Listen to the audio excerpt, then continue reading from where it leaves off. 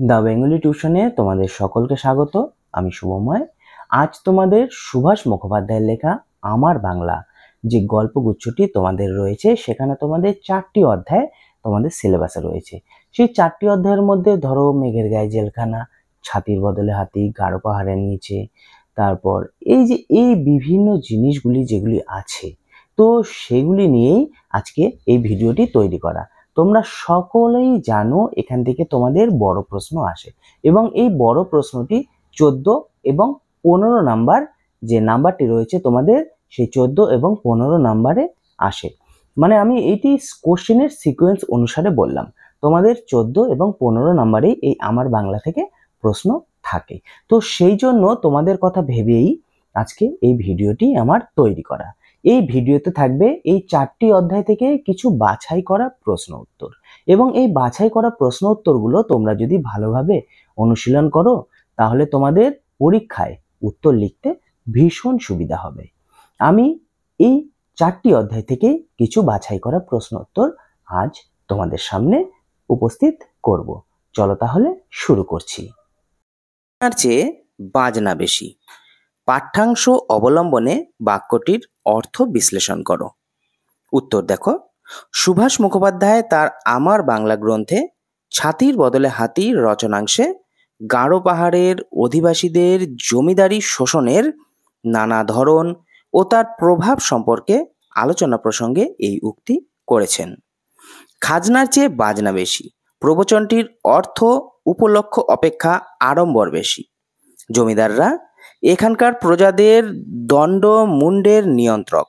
প্রজারা হাড় ভাঙা পরিশ্রম করে ফসল ফলালে জমিদারের পাওনা মিটিয়ে তবেই তারা ফসল ঘরে তুলতে পারবে। তুলতে হবে জমিদারের খামারে। চুক্তির ধান তো বটেই, তার উপর কর্জার ধান শোধ দিতে হতো টাকায় 1 মণ হিসাবে। অর্থাৎ খাজনার চেয়ে বাজনা বেশি। যে চাষি বুকের রক্ত জল করে এত কষ্টে ফসল ফলালো, শেষটায় তাকে শুধু পালা হাতে করে ঘরে ফিরতে হয়। মুদিখানার রোয়াকে দাঁড়িয়ে লেখক কি দেখেছিলেন? লেখক সুভাষ মুখোপাধ্যায় মুদিখানার রোয়াকে দাঁড়িয়ে দেখেছেন 20-22 বছরের একটি মেয়ে মরার মতো পড়ে আছে। সে খনিতে কাজ করতে নেমেছিল। মাটির নিচে এক নাগাড়ে 8 ঘন্টা কাজ করে কিছুক্ষণ আগে সে উঠে এসেছে। তার ছোট ভাইটা জল ধরে রাখতে পারেনি, এই ছায়ায় শুয়ে একটু জিরিয়ে নিচ্ছে। ছায়ায় শুয়ে একটু জিরিয়ে নিচ্ছে। জল ধরে রাখতে পারেনি, তাই জলের অভাবে তার স্নান হয় না। এই অবস্থাতেই সারাদিন কাটাতে হবে।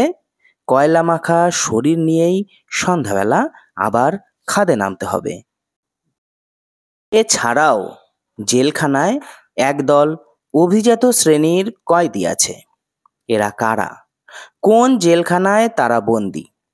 জেলখানার অভিজাত শ্রেণীর কয়েদিদের বর্ণনা দাও। উত্তর দেখো, এরা বলতে বোঝানো হয়েছে মেঘের গায়ে জেলখানা পাঠ্যাংশে উল্লেখিত বক্সা বন্দি শিবিরের জেলখানার সাধারণ কয়েদিদের। বক্সা জেলখানার কথা এখানে বলা হয়েছে।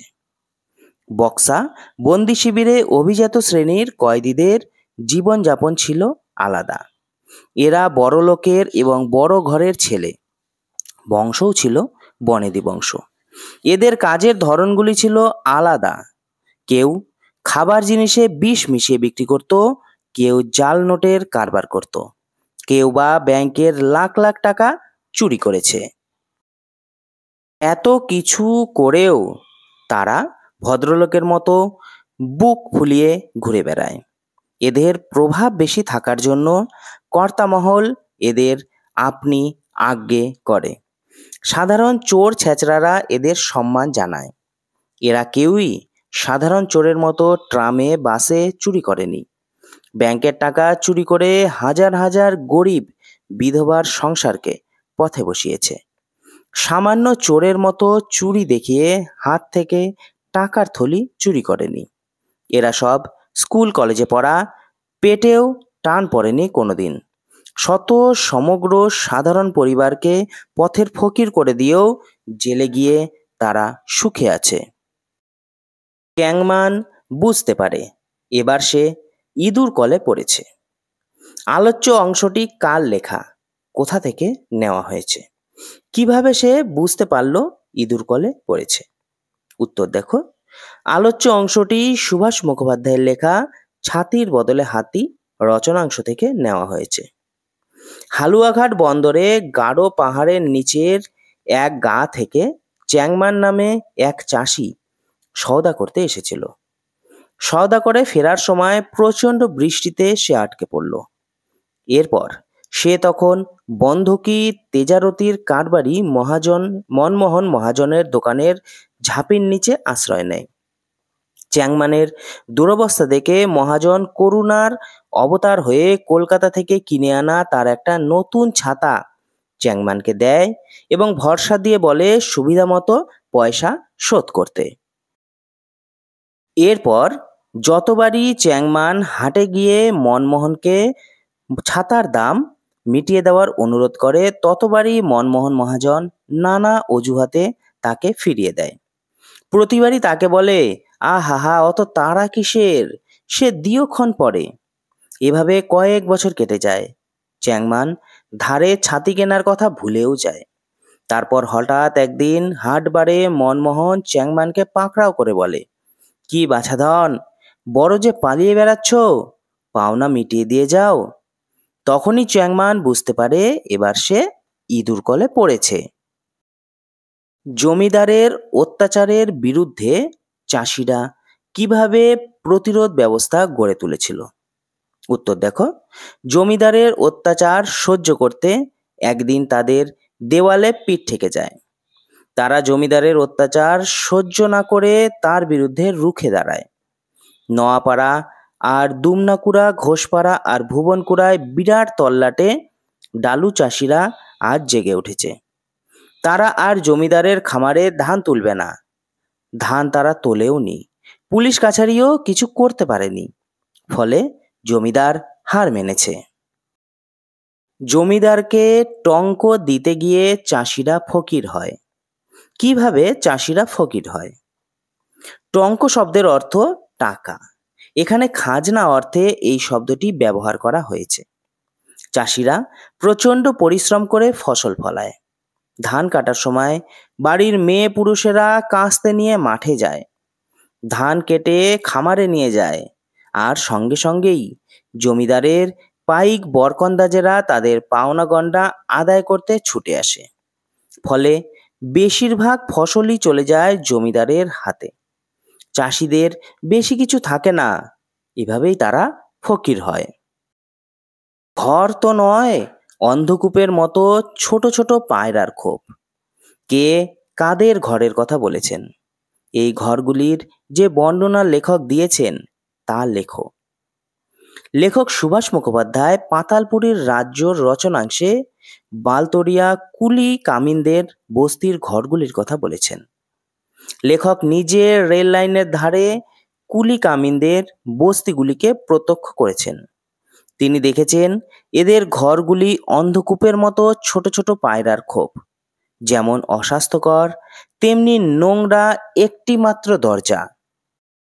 জানালার বালাই নেই, তার বদলে আছে ছাদের ঠিক নিচে দুটো চারটে ঘুলঘুলি। লেখক ছোটবেলায় দেখা এক মফস্বল শহরে মেথরপাড়ার শুয়োরের খোয়ারের সঙ্গে এই ঘরগুলির মিল পেয়েছেন। সেই খোয়ারের চারিদিক বন্ধ, তাতে শুধু একটা ছোট্ট জানালা। সেই জানালা দিয়ে লোহার ফলা গলিয়ে শুয়োর মারা হতো, আর অসহ্য যন্ত্রণায় শুয়োরগুলো ছটপট করত। লেখকের বস্তি অর্থাৎ ধাওড়াগুলো দেখে সেই খোয়ারের কথা মনে পড়েছে। এখানের ঘরের শুধু একটা নয়, দুটো তিনটে পরিবার তাদের ছেলে মেয়ে নিয়ে থাকে, আর তাদের সঙ্গে থাকে ছাগল, শুয়োর, হাঁস, মুরগি, সবকিছু। জিজ্ঞেস করলে বলে, ইচ্ছে করলেই কি যাওয়া যায়? কার কোথায় যাওয়ার কথা বলা হয়েছে? লেখকের এরূপ উক্তির কারণ কি? মুস্তাফার স্কুলে যাওয়ার কথা বলা হয়েছে। মেঘের গায়ে জেলখানা পাঠ্যাংশে লেখক সুভাষ মুখোপাধ্যায় জেলের কয়েদিদের কথা বলেছেন। তাদের অধিকাংশই অনাথ শিশু, শহরের ফুটপাতে মানুষ। সাধারণত যাদের হাতেখড়ি হওয়ার কথা পাঠশালায়, তাদের হাতেখড়ি হয় গুন্ডার দলে। তাদেরই মধ্যে একজন মুস্তাফা। 10 বছরের এই ছেলেটির চালচলনের ভঙ্গিমা পুরোপুরি আলাদা, যেমন কাউকেই কেয়ার করে না। এন্টালির ওদিকে কোনো একটা স্কুলে পড়তো। তার রাজমিস্ত্রি বাবা বাঁশের ভাড়া থেকে পড়ে মারা যায়। মাইনে দিতে না পারার জন্য স্কুল থেকেও নাম কাটা যায়। বাড়িতে বিধবা মা ও ছোট ছোট ভাই বোন থাকার জন্য দারিদ্রতা চরমে ওঠে। তখনই পকেটমার দলে নাম লেখায়। এতে বারচারেক জেলবাসও করতে হয়েছে। ফলে সেখান থেকে সুস্থ জীবনে ফিরে আসার সব পথ বন্ধ হয়ে যায়। স্কুলে যাবার ইচ্ছা মনে জেগে উঠলেও তার আর কোনো উপায় নেই। তাই লেখক এই উক্তি করেছেন। বাংলাদেশে থাকলেও ওদের আমরা আপন করে নেইনি। কাদের সম্পর্কে এ কথা বলা হয়েছে? তাদের জীবনধারার কোন পরিচয় পাওয়া যায়? পদাতিক কবি সুভাষ মুখোপাধ্যায়ের আমার বাংলার গাঢ় পাহাড়ের নিচে রচনায় হাজং, গারো, ডালু নানা উপজাতির মানুষদের সম্পর্কে এ কথা বলা হয়েছে। সুভাষ মুখোপাধ্যায়কে বলা হয় জনগণের কবি। তিনি সবসময় জনগণ ও তাদের নিত্য প্রয়োজনীয়গুলির সঙ্গে পা মিলিয়ে চলতে চেয়েছেন।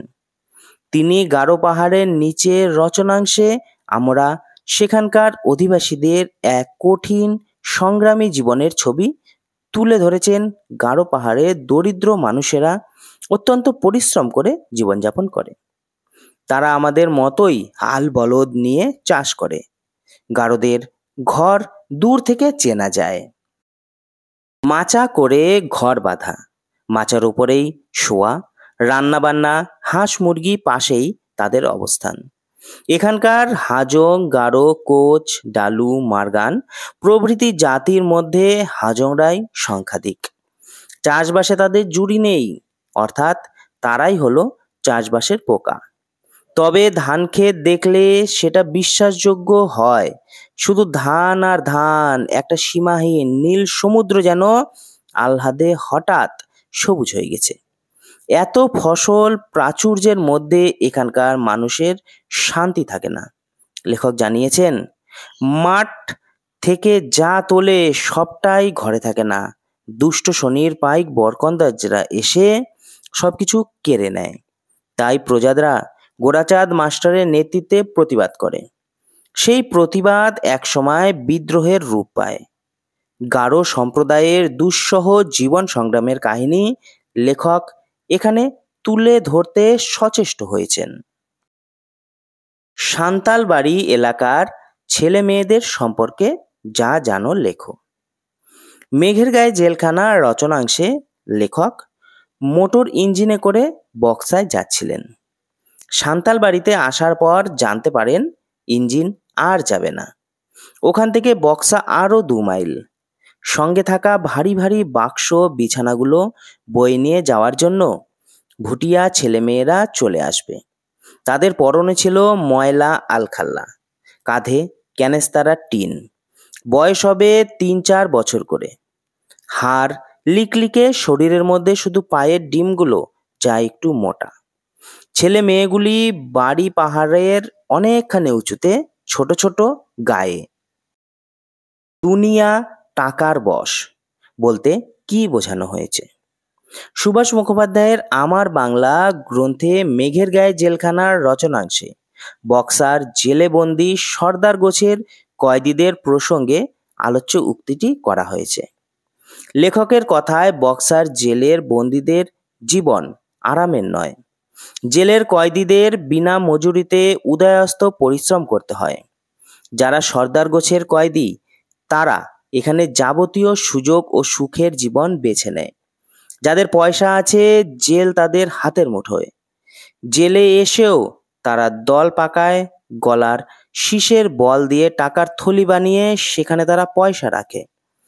পয়সা দ্বারা নিয়ন্ত্রণ করে গোটা সমাজকে। তাই লেখক বলেছেন দুনিয়া টাকার বশ।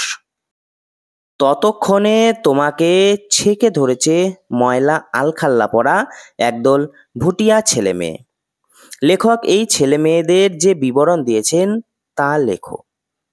দেখো, লেখক মেঘের গায়ে জেলখানা রচনাংশে ভুটিয়া ছেলে মেয়েদের বিবরণ দিয়েছেন। তাদের পোশাকের মধ্যে পরনে ছিল আলখাল্লা। গাড়ি থেকে নামা মাত্রই মালপত্র নিয়ে যাবার জন্য ছুটে আসে। কাঁধে থাকে ক্যানেস্তারা টিন। এদের বয়স হবে ৩-৪ বছর। হাড় লিকলিকে, শরীরের মধ্যে পায়ের ডিমগুলো যায় একটু মোটা। ওরা থাকে পাহাড়ের অনেকখানি উঁচুতে, ছোট গায়ে। ডালু জাতির লোকেরা কাদের শাসনে দিন কাটাতে বাধ্য হতো। গারো, ডালু, হাজং প্রভৃতি জাতির মানুষেরা গারো পাহাড়ের নিচের অধিবাসী। ডালুদের গ্রামের নাম কুমারগাতি। সেখানকার মানুষরা বিভিন্ন সময় নানা আক্রমণের শিকার হতো। জমিদার মনমোহন মহাজন আর কুটিশ্বর সাহার শোষণ ছিল ভয়ানক। ছিল জোরদার আর তালুকদারদের নিরঙ্কুশ শাসন, আর সেই সঙ্গে ব্রিটিশ সিংহের দাপট। সিংহ, যার ভালো নাম পশুরাজ। কয়লা কাটার নানা রকম ব্যবস্থা। কোথাকার কোন কয়লা খনির কয়লা কাটার কথা বলা হয়েছে। কয়লা খনি থেকে কয়লা কেটে কিভাবে উপরে পাঠাবার ব্যবস্থা থাকে তা পাঠ্যাংশ অনুসারে লেখো। বরাকরের বালতরিয়া কলিয়ারি কয়লা খনির কয়লা কাটার কথা বলা হয়েছে। লিফটের মতো কপিকলের সাহায্যে শ্রমিকদের খনির ভেতরে পাঠানো হয়। হাতে আপাদমস্তক ঢাকা, সেফটি ল্যাম্প আর কাঁধে গাইতি নিয়ে সবাই নেমে দাঁড়ায়। সেখানে কয়লা কাটার বিভিন্ন ব্যবস্থা। কেউ ড্রিল মেশিনে কয়লা কাটছে, কেউ ডিনামাইট দিয়ে ধসিয়ে দিচ্ছে কয়লার বড় বড় চাঙর, কেউ গাইতি দিয়ে কয়লা চটাচ্ছে। যারা বারুদের আওয়াজ করে কয়লা গড়িয়ে দেয় তাদের বলে শর্ট ফায়ারার। খাদ মজুরদের বলে মাল কাটা। কুলি কামিনীরা পাঁচমিশালি ভাষায় কথা বলে। টব ভর্তি কয়লা ওপরে তোলে হালেজ খালাসিরা। টব টেনে তোলার জন্য আলাদা আলাদা লাইন পাতা আছে। সেই লাইন ঠিক করে রাখে সাফাই কুলিরা। ভর্তি টব ঠেলে নিয়ে যাওয়া, তার খালি টব মাল কাটাদের হাতে ফিরিয়ে দেওয়ার কাজ টালোয়ানদের। এছাড়াও আছে কাঠমিস্ত্রি, রাজমিস্ত্রি। খাদের নিচে চুয়ানো জল মারার জন্য আছে পাম্প খালাসি আর বেলিং খালাসি। বেলিং খালাসিরা হাতে করে ঝুড়ি আর বালতি নিয়ে জল মারে। খুব সাবধানে খাদ মজুরদের কাজ করতে হয়। একটু অসতর্ক হলে ভয়ঙ্কর বিপদের সম্মুখীন হতে হবে। তা শুনলে গায়ে কাঁটা দেবে। কাদের কোন কথা শুনলে গায়ে কাঁটা দেবে? গায়ে কাঁটা দেওয়ার ঘটনা বলতে কি বোঝানো হয়েছে? বালতরিয়া কলিয়ারির খাদের নিচে যে সমস্ত কুলি মজুররা কাজ করে তাদের কথা শুনলে গায়ে কাঁটা দেবে। কয়লা খনির ঠিকাদার, ম্যানেজার সবাই প্রায় সাহেব সুবরাই হয়ে থাকে। তাদের মনে দয়া মায়ার কোনো স্থান নেই। জানোয়াররা যা না হিংস্র, তাদের চেয়েও অনেক বেশি হিংস্র এরা। এরা খুব বদমেজাজি। এদের বদখেয়ালের বিরুদ্ধে যে বা যারা দাঁড়াবে তাদের কোনো মতেই ছাড় নেই। কয়লা খনির বুকে অন্যায় রাজত্ব চালানোর জন্য এরা একদল গুন্ডার আশ্রয় নেয়। কোনো কুলি কামিন যদি মালিকের অন্যায়ের বিরুদ্ধে প্রতিবাদ করে, তখন মনিবের একটু ইশারা পেলেই তারা কুলি কামিনকে দুনিয়া থেকে সরিয়ে দেয়। পাতালপুরীর রাজ্যে এদের এমনই দাপট। এমনকি যারা খুন হয় তাদের লাশও নাকি খুঁজে পাওয়া যায় না। সব সময় একটা ভয়ার্ত পরিবেশের মধ্যে কুলি কামিনদের কাজ করতে হয়। বাবু পাওনা গন্ডা মিটায়া নেন। কে কখন এই উক্তি করেছিল? তারপর কি হয়েছিল? কবি সুভাষ মুখোপাধ্যায়ের লেখা আমার বাংলা গ্রন্থের অন্তর্গত ছাতির বদলে হাতি গল্পের চরিত্রে চ্যাংমান এই উক্তি করেছিল। চ্যাংমান মহাজনের কাছ থেকে ছাতা নেওয়ার পর পয়সা শোধ করার কথা বলার সময় এই উক্তি করেছিল। চ্যাংমান হালুয়াঘাটের বন্দরে সওদা করতে এসে মুষলধারে বৃষ্টিতে আটকে যায়।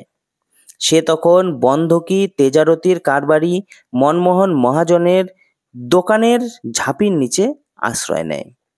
চ্যাংম্যানের দুরবস্থা দেখে মহাজন করুণার অবতার হয়ে কলকাতা থেকে কিনে আনা তার একটা নতুন ছাতা চ্যাংম্যানকে দেয় এবং ভরসা দিয়ে বলে সুবিধামতো পয়সা শোধ করতে। এরপর যতবারই চ্যাংম্যান হাটে গিয়ে মনমোহনকে ছাতার দাম মিটিয়ে দেবার অনুরোধ করে, ততবারই মনমোহন মহাজন নানা অজুহাতে তাকে ফিরিয়ে দেয়, তাকে তাড়াহুড়ো করতে নিষেধ করে। পরে দিনক্ষণ দেখে তার পাওনা শোধ করে নেবেন বলে আশ্বস্তও করেন। এইভাবে কেটে যায় কয়েক বছর। চ্যাংম্যান ধারে ছাতি কেনার কথা ভুলেও যায়। একদিন হঠাৎ মনমোহন হাটের মধ্যে চ্যাংম্যানকে পাকড়াও করে বলে ছাতি কেনার যে সুদটা, সেই সুদটা ফিরিয়ে দিতে বলে, মানে ধার মিটিয়ে দিতে বলে। চ্যাংম্যান বুঝতে পারে সে ইঁদুর কলে পড়েছে। মনমোহন লাল খেরোয় বাঁধানো জাবদা খাতা বার করে। হিসাব দেখে চ্যাংম্যানের চোখ কপালে উঠে। ছাতির দাম 1 বছরে সুদ সমেত পাওনা হয়েছে 1000 টাকা। এই টাকায় একটি হাতি কেনা যায়। কাছাকাছি গিয়েছিলাম একবার। কে কাদের কাছাকাছি গিয়েছিলেন? কাছাকাছি গিয়ে বক্তার যে অভিজ্ঞতা হয়েছিল তা আলোচনা করো। গারো পাহাড়ের নিচে প্রবন্ধে প্রাবন্ধিক পাহাড়ের নিচে বসবাসকারী অধিবাসী সম্প্রদায়ের কথা বলা হয়েছে। গারো পাহাড়ের নিচে বসবাসকারী অধিবাসী সম্প্রদায়ের মানুষের কাছাকাছি গিয়ে লেখকের এক বিচিত্র অভিজ্ঞতা হয়েছিল। রেল লাইন থেকে অনেকটা দূরে গাড়ি যাবার যে রাস্তা, সে রাস্তায় যদি কখনো কেউ যায় তাহলে তার কান্না পাবে। তার চেয়ে হেঁটে যাওয়া অনেক আরাম। সুসং পরগনার গা ঘেঁষে বয়ে গিয়েছে খরস্রোতা সোমেশ্বরী নদী। নদীর স্রোত যেন কুমিরের দাঁত। এখানকার মানুষজনের জীবনযাত্রা অন্যরকম। মাচা করা ঘরে থাকে, যেখানে রান্নাবান্না এমনকি হাঁস মুরগিও সেখানেও রাখার ব্যবস্থা লেখক প্রত্যক্ষ করেছেন। এখানকার মানুষদের চাষাবাদ দেখে লেখক বিস্মিত হয়েছেন। তিনি দেখেছেন জমিদারের টঙ্কা দিতে গিয়ে চাষিরা ফকির হয়। জমিদারের হাতিবেগার আইনের বিরুদ্ধে প্রজারা বিদ্রোহী হয়ে উঠেছিল। এভাবে লেখক ওইসব মানুষগুলোর সঙ্গে একাত্ম হয়ে তাদের দুঃখ দুর্দশায় সামিল হয়েছেন। এদিকে আর এক ধরনের প্রথা আছে, নানকাট প্রথা। নানকাট প্রথা কি? এর বিরুদ্ধে প্রজারা কিভাবে প্রতিবাদ জানিয়েছিল? সুভাষ মুখোপাধ্যায়ের ছাতির বদলে হাতি রচনাংশে নানকাট প্রথার কথা জানতে পারি। নানকাট প্রথা হলো গ্রাম বাংলার জমিদারি শাসন ব্যবস্থার একটি রূপ। প্রজা শোষণের জন্য জমিদাররা একের পর এক অর্থ আদায়ে প্রবৃত্ত হয়েছিল। বিভিন্ন কৌশল অবলম্বন করেছিল। এমনই এক নিষ্ঠুর প্রথা ছিল নানকাট প্রথা। দেখো, নানকাট প্রজাদের জমিতে স্বত্ব ছিল না। জমির আম কাঁঠালে তাদের অধিকার ছিল না। জমি জরিপের পর 2.5 টাকা পর্যন্ত খাজনা সাব্যস্ত হতো। খাজনা দিতে না পারলে তহসিলদার প্রজাদের কাছারিতে ধরে নিয়ে যেত, পিচমোড়া করে বেঁধে রাখত, মাল ঘরে আটকে রাখত, নিলামে সব সম্পত্তি খাস করে দিত। মহাজনেরা কর্জা ধানে 1 মণে 2 মণ সুদ আদায় করত। দিনের পর দিন অত্যাচারিত হওয়ার ফলে প্রজারা এই প্রথার বিরুদ্ধে প্রতিবাদে সামিল হলো। নোয়াপাড়া, দুমনকুড়া, ঘোষপাড়া আর ভুবনকুড়ার বিরাট তল্লাটে ডালু চাষিরা জমিদারের বিরুদ্ধে বিদ্রোহ ঘোষণা করেছিল। তারা জমিদারের খামারে ধান তোলেনি। পুলিশ কাছারি কিছুতেই কিছু হয়নি। শেষে জমিদার হার মানতে বাধ্য হয়েছে। তারা গর্ব করে বলে, ভদ্রলোকেরা তাদের তুই তুকারি করতে সাহস পায় না, আপনি বলে সম্ভাষণ করে। থানায় গেলে তাদেরকে বসতে চেয়ার দেয়, যে সম্মান তারা কোনোদিন পেত না।